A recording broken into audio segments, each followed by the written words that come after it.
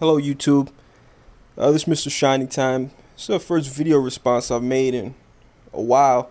I've noticed that the video responses I make and link them to other people's videos are the videos that I have that have gotten the most views. Some of them are in the 300, 400 range. But I wanted to make this video response to ProfitofDoom. I subscribe to him. I like his videos. He makes some very good points in his videos that people should be cognizant of. And I'm making a video response to his video entitled "Message to the White Man." And I guess I've slowed down on my videos, but I picked up the pace recently because I've been watching a lot of stuff going on, and it's really sparked my interest to make videos. And I have more free time since I'm not in school anymore. It's the summer. But yeah, just to get right down to it, I don't want to ramble on. The gist of his video was that, he was responding to some white people who were upset over the message in his videos and the belief that he was unfairly targeting white people and portraying them in the light that was inaccurate, I guess. But I just want to say that I don't think he was wrong in saying what he said on the previous video. I think he's absolutely right. Now, I'm hesitant to use words like devil and stuff like that because they have a religious connotation. But to me, yes, they have done a lot of evil shit around the world. And they are responsible for a lot of tragedies, a lot of death, destruction, genocide of culture, people, families, histories. They just wipe that shit out and just keep moving. The reason that so little is known about the Mayans and the Aztecs and all these ancient cultures is because when Christianity arrived, they simply took all that ancient knowledge that was there and burned it, destroyed it, and replaced it with Christianity. That's why you got Brazilians and Mexicans and all these Central and South Americans who are all Catholics now. They weren't Christians 400 or 500 years ago. No, their original history and culture was wiped out and was replaced by European culture and history and religion. Tell me why the majority of Brazilians are black, but yet the only Brazilians that get publicity are ones that look like they're European. The ones who make it on television are the ones who are closely resemble Europeans, but yet the majority of the country is African looking. There was this website on Facebook that was showing native peoples of native continents and what they originally looked like before European imperialism and European expansion, and you'd be shocked how many people, I guess people don't understand this, I really don't think, how many people of the world's around the world were brown skinned, just like Africans. They were brown. That's the adaptation given to them by this planet so that they could survive. An adaptation from Mother Nature that allowed them to survive. And, Australians were brown. They were brown just like Africans. Okay? South Americans, brown, just like, before Europeans showed up, go look at those ancient paintings. All of them were brown. Native Americans, same thing. Now today you can't even tell the Native Americans from the Europeans because they've been so diluted. But you look at those old pictures from the 19th century of Native Americans and they're brown just like Africans.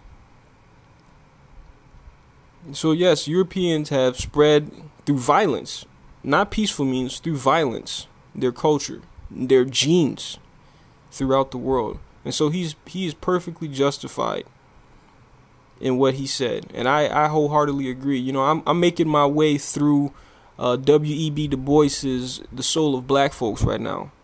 I'm reading that book right now, and just the type of stuff he explains in that book about how the freedmen right after the Civil War, how they were treated, and they were pretty much forced into legal slavery through sharecropping and all that stuff.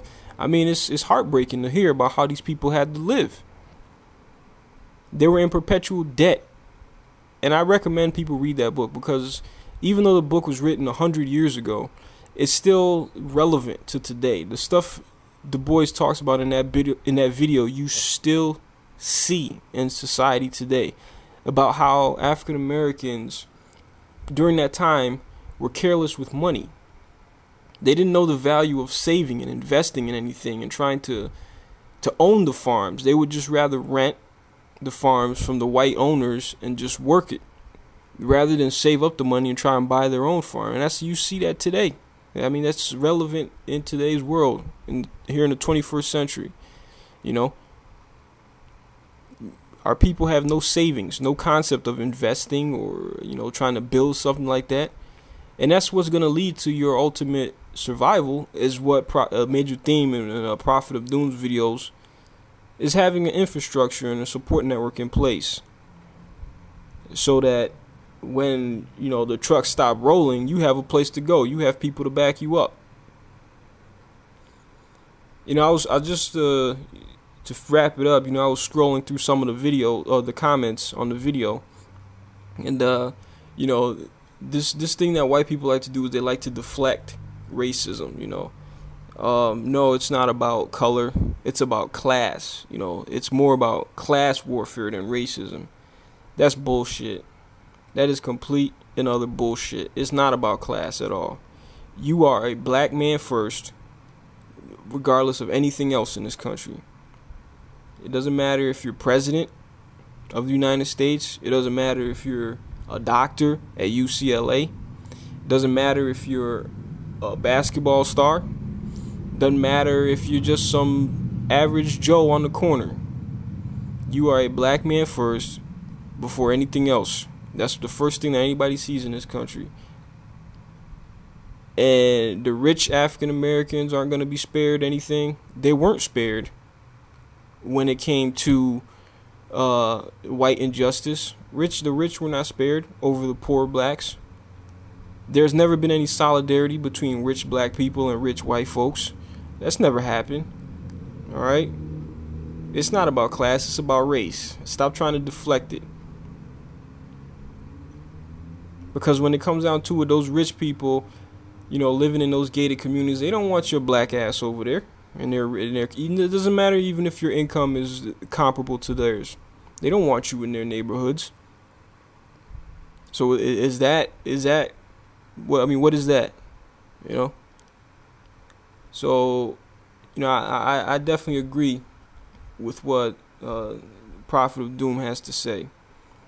You know, I just, well, you know, people like to deflect and they like to lie and they like to live in denial. You know, it's a human flaw that's common in all of us. We all deny reality to some extent. You know, that's just a flaw of humanity. We have trouble of seeing reality for what it really is. And you see this in religion too. You know, where people just cannot accept reality. They have to invent all kinds of crazy, ridiculous stories to make them feel better or to give them hope for the future. They refuse to accept the reality that the world is a cold, heartless, uncaring place. You know, the universe is indifferent, as one of the prominent scientists would say. The universe is indifferent about your suffering, about what you want, what you care about. It does not matter. So, you know, just before I get too far off and keep this video under 10 minutes, you know, if I don't know, if you don't like what he has to say, then I guess too bad. But he is putting out truth out there. I don't always agree with everything everybody says, and certainly I don't agree with some of the things Prophet of Doom has said. Like I've disagreed on the whole 9/11 thing.